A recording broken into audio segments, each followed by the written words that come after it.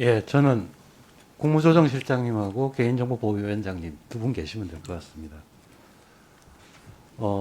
지금 한국판 뉴딜에 있어서 가장 중요한 게 데이터를 네. 얘기하고 있고요.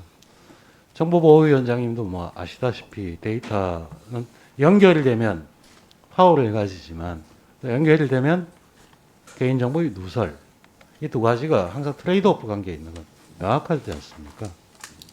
이런 상황에서 지난번 제가 대정부 질문에서도 그런 질문을 한 적이 있었고요. 화면을 한번 보시면 현재 이제 2016년부터 시작해서 4차 산업혁명에 맞춰가지고 망물리 보안 정책, 그래서 개인 뭐 보고서도 작년인가 나왔던 걸로 알고 있고요. 저희 보위원장님도 거기에 참석하신 걸로 알고 있습니다. 맞죠? 근데 사실 보면 다음 화면을 한번 보면 이게 망분리에 관한 규정이 공공, 민간, 금융 세 개의 영역이 따로 주어져 있습니다. 그래서 근데 이 망분리의 가장 그 근본적인 틀 자체로 보면 물리적 망분리예요. 다음 페이지를 한번 보시죠. 다음 그림을 한번 보시죠. 이게 지금 현재 물리적 망분리인데요.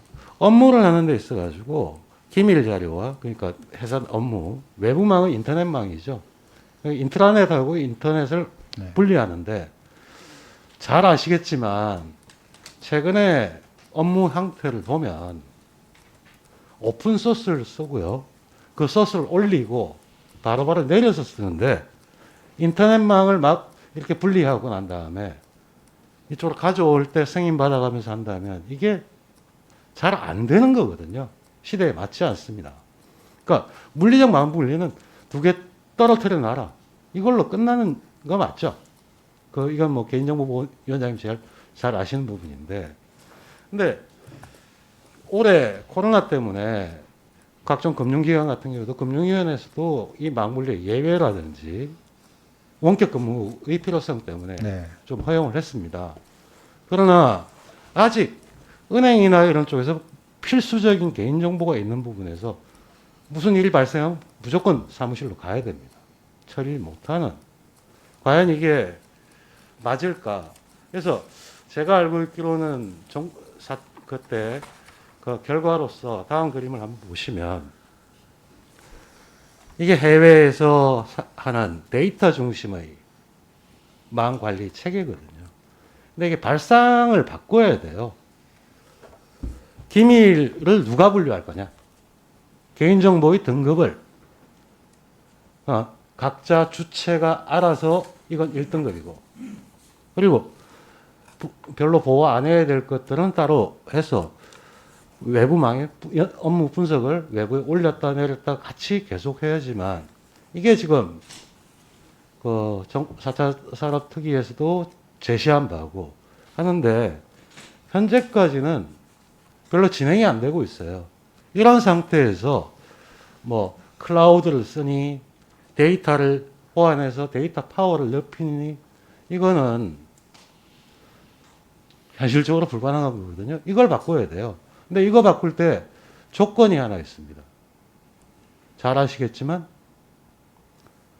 이건 개인정보보호위원장님한테 말씀드리겠습니다. 자, 개인정보 보호 가이드라인을 하시겠다고 하셨죠, 그죠?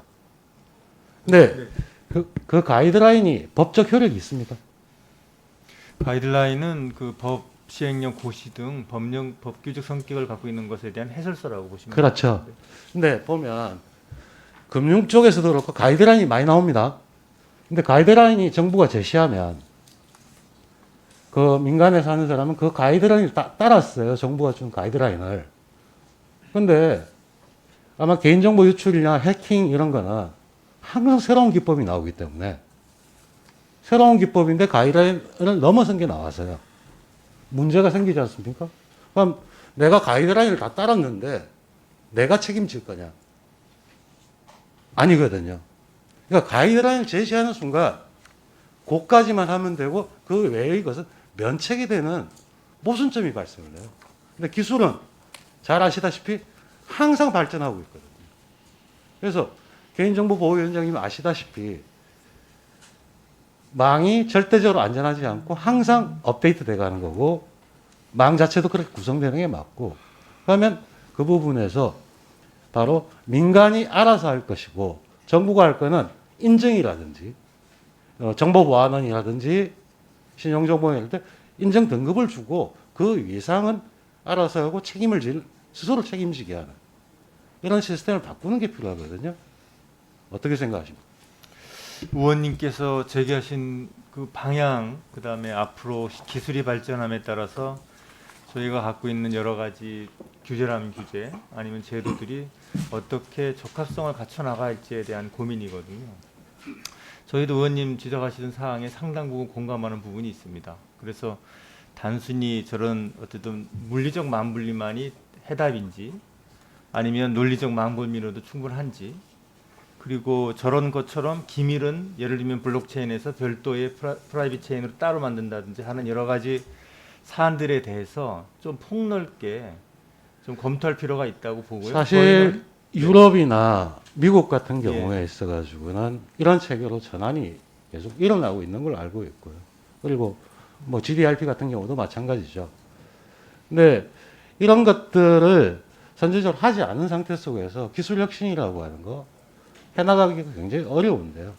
제가 이제 드리는 말씀이 오전에도 질문했던 것 중에 네거티브 규제라고 하는 것들이 최소한의 인정 이걸 주고 알아서 책임을 지는데 유출되는 것에 대한 책임은 스스로 책임을 줄 수 있게 하면 안 되는 그걸 얘기하거든요.